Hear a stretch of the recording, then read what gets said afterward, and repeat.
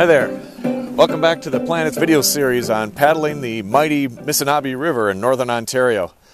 Today is our last day, day number 8 on the river. Check it out as we go from a ravaging Class 4 rapids called Big Beaver Rapids and end up at the small town of Mattice, where we finish our 140-mile paddle. I always like to think I'm a student of life, always in a learning mode. These trips continue to educate me on many different aspects of the region. Over the course of this series, I've mentioned the late spring melt and the vast amount of rain this year. I learned that the Missinaibi has 23 different watersheds covering 17,000 square kilometers that all drain into the river. So it's understandable how heavy rains can dramatically affect the water levels in rapids. And I'm interested in doing some research about the different types of rocks. You can see here clearly two different types of rock masses fused together.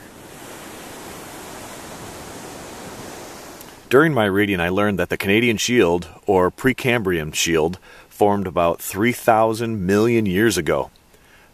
3,000 million? That's a huge number. Over time, there was granite and volcanic rock fused together like we are seeing here. We even came across what we believe to be a lava tube on the north end of the rapids by our tents. A pretty cool find. Send it to somebody online and just verify. Any way you slice it, it is still very interesting to just look around to take in all the rock formations and styles. This rippled rock was fascinating to watch with the river bubbling over it. We had a lazy morning knowing this was our last day on the river. Russ fished the northern pool. Aaron spent some quality time with the rapids, taking time to ingest all that the legendary Missinaibi River had to offer. Of course, I had a camera in hand trying to capture the majestic beauty of this place. So as the Missinaibi comes through this Class 4, you can see where all the logs jam up. But it still amazes me after 8 days on the river to see the power of the river. Like this log, this is a pretty sizable tree that it's bent, just curlicued due to the power of the river. You can see here just huge cedar trees just snapped in half by the river like it's nobody's business. I was pretty fascinated with this cedar and its contrast against the dark volcanic rock. The colors were stunning. As we're sitting here launching, we just saw a moose or something that was moving the trees right over there. I don't know if it was a moose or what it was. As we departed and quickly entered 200 meters of Class 2 Little Beaver Rapids, I had my camera trained on an immature bald eagle. My apologies for the bumpy video footage, but it's tough trying to zoom, focus, and maintain a steady bow all at the same time. I was able to grab a few still photos before he left for good. With a body height of 3 feet and a wingspan from 80 to 90 inches, I never get tired of capturing these birds with my cameras. Soon we were already moving through Sharp Rock Rapids. Although the portage was only 65 meters long, the river hid a Class 4 chute that we were not interested in contending with. I watched this little guy as the boys made their way through. The last boat hit the water and we were now headed for Glassy Falls. Paddle sports are great because they give you the time and space to reflect upon your life or maybe what you have experienced on the river so far. Well, we hit the shore and we're soon back to lugging our boats again, this time for 225 meters. It's great exercise and we push ourselves to meet the demand of the environment. Again, I can't stress how careful one has to be in order not to twist an ankle or injure yourself along the way. These boats, stuffed with all of our gear, weighing upwards of 120 pounds, can hurt. Fortunately for Brian, he was on dry land with no razor-sharp rocks or roaring rapids around. So this is what we had to portage around, and why we're portaging. That would not be a friendly one to fall off of. This is where the boys check out what's what. They do their thing, and I get to do mine.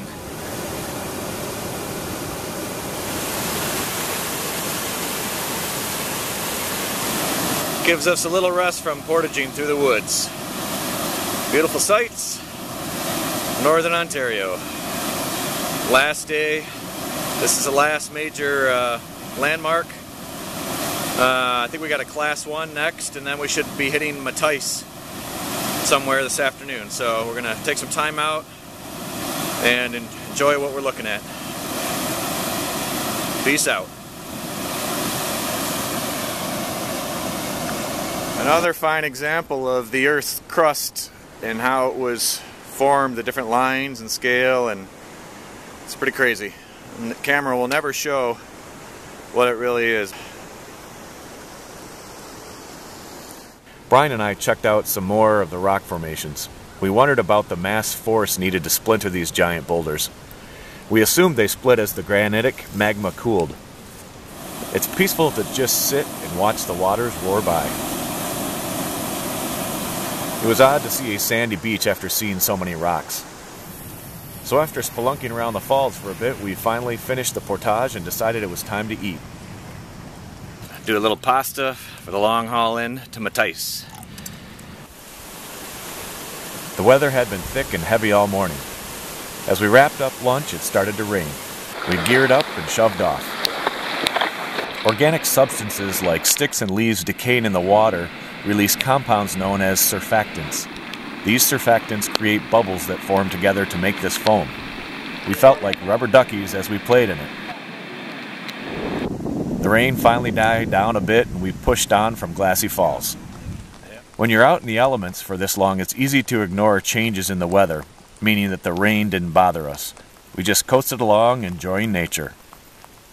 We paddled for about 12 kilometers after Glassy Falls. In that stretch, we encountered 3 more sets of Class 1 rapids. Overall, the Missinaibi was much wider here than we had been used to. Soon we arrived at the shore of an old Cree Indian burial ground. We took the time to stretch and check it out. It felt good to stretch the old legs after sitting in the boats for such a long while.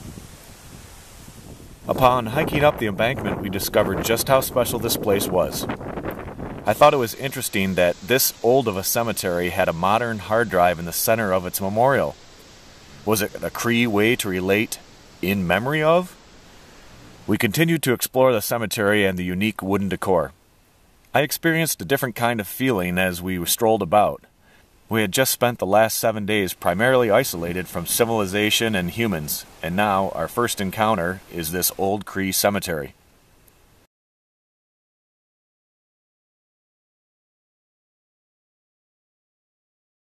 Sometimes I have a hard time just being present in the moment, so in this case, I'm glad I have these images to remember this place.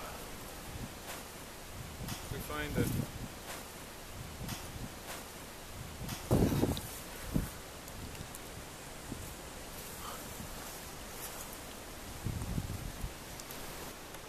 We quietly made our way back down to our boats. Well, it's about 3:30 on day 8, and we see our first signs of civilization as we roll into Mattice. Smiles all around. Well done, team.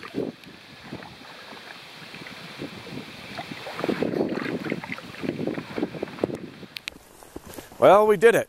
With the exception of some bumps and bruises and some damaged gear, I think our 140-mile paddle was a success.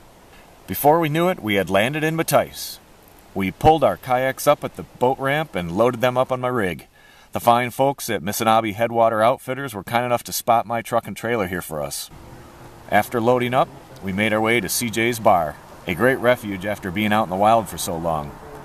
The burger and fries really hit the spot after eating camp food for 8 days. and fish. So after we filled our bellies, we had a celebratory toast and spent the night entertaining each other with stories from the river. We played pool, and of course we had to spend our last night playing the final rounds of euchre to determine the overall trip champs. The evening rolled on, and we headed out to our tents for one last sleep before hitting the long road back to Grand Rapids, Michigan in the morning. Well, the end of this paddle is bittersweet. For most of us, it's been the longest time spent on a river in one period. We've done quite a few 4- and 5-day paddles and Isle Royal and all throughout the states, Everglades, but this has been the longest one single time spent. So we're going to miss it, but don't worry, there's plenty more adventures to be had. And I hope you have learned something from it. maybe even inspired yourself to plan your own trip on the Missinaibi. It's a great national heritage river to paddle with many sights and history along the way. And overall, I hope you enjoyed this video series by The Plan-it. Subscribe to my YouTube channel and you'll get to see more adventures from us across the globe. Cheers.